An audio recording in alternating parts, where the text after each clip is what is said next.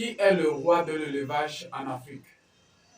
Veuillez nous laisser votre réponse dans les commentaires.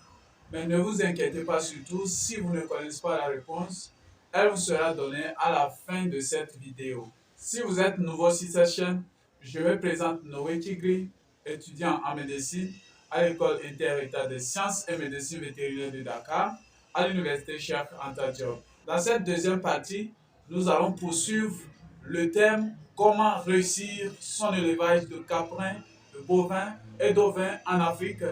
Dans cet deuxième épisode, nous allons apprendre comment fabriquer ses propres aliments dans sa ferme d'élevage et diminuer massivement le prix de dépense des aliments et faire le maximum de profit dans son élevage. N'hésitez pas à liker la vidéo et à vous abonner pour ne plus jamais et surtout jamais manquer les prochaines vidéos. Sans plus tarder, nous allons dans le vif du sujet.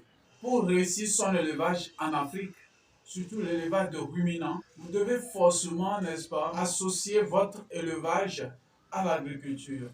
Vous devez cultiver vos propres ressources fourragères qui vont alimenter vos sujets dans votre élevage. Et les ressources fourragères que vous pouvez cultiver très facilement dans notre zone tropicale, surtout en Afrique de l'Ouest, est par exemple le Leucaena leucocephala ou le Panicum massimum. Je vous propose ces deux, n'est-ce pas, ces deux ressources fourragères qui sont très importantes, qui pourraient très bien vous aider dans votre élevage de ruminants. Oui, je vous conseille aussi de cultiver le manioc lorsque vous êtes éleveur de ruminants. Oui, le manioc va vous aider, n'est-ce pas, à récolter les épluchures après pour les sécher et servir de fourrage pour vos animaux. L'arachide aussi est une culture que les éleveurs propriétaires d'élevage de ruminants devront vraiment faire parce que ça va les aider. Après la récolte des graines d'arachide, les fans d'arachide pourraient les servir dans leur élevage. Et il y a aussi le maïs que vous pouvez cultiver. En dehors du maïs, il y a le mil aussi que vous allez cultiver.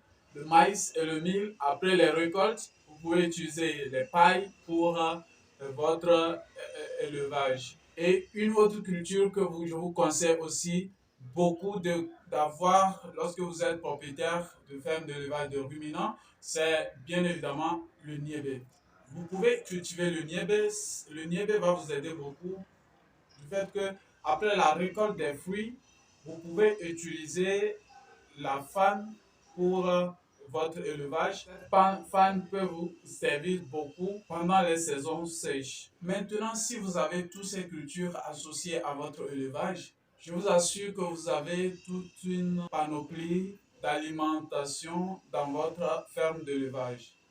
Il s'agit maintenant de savoir comment les utiliser, comment les conserver, n'est-ce pas? Comment vraiment les utiliser pour le bien de vos animaux. Maintenant, la chose que je vous conseille aussi de faire dans votre ferme d'élevage, c'est de faire de l'ensilage. C'est quoi l'ensilage? L'ensilage est une manière de conserver le fourrage vert pour utiliser après, surtout pendant les saisons sèches. Alors, comment faire de l'ensilage? C'est une procédure très longue et nécessite par conséquent une grande technicité. Et donc, c'est pour cela que je vous invite très rapidement à contacter votre vétérinaire du milieu si vous suivez cette vidéo tout de suite. Mais tout d'abord, suivez la vidéo jusqu'à la fin afin qu'il puisse vous aider dans la réalisation de l'ensilage, car des erreurs dans la fabrication ou dans la mise en place de votre ensilage peut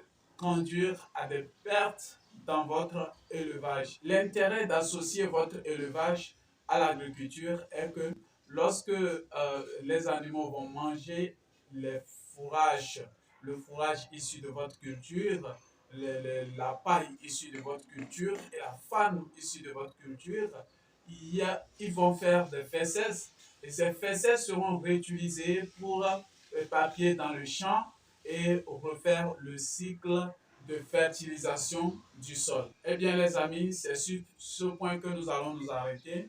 Et pour terminer, la réponse à notre question du début est bien l'Éthiopie. Avec ses 35 millions de bovins, 20 millions d'ovins et de caprins, il occupe le pays constituant le plus grand nombre d'éleveurs en Afrique et donc le roi de l'élevage en Afrique. N'oubliez pas de liker la vidéo, commenter la vidéo et surtout partager pour être un acteur principal dans le développement de notre continent. Merci pour avoir suivi la vidéo. Prenez soin de vous et de vos animaux. À la prochaine. Ciao.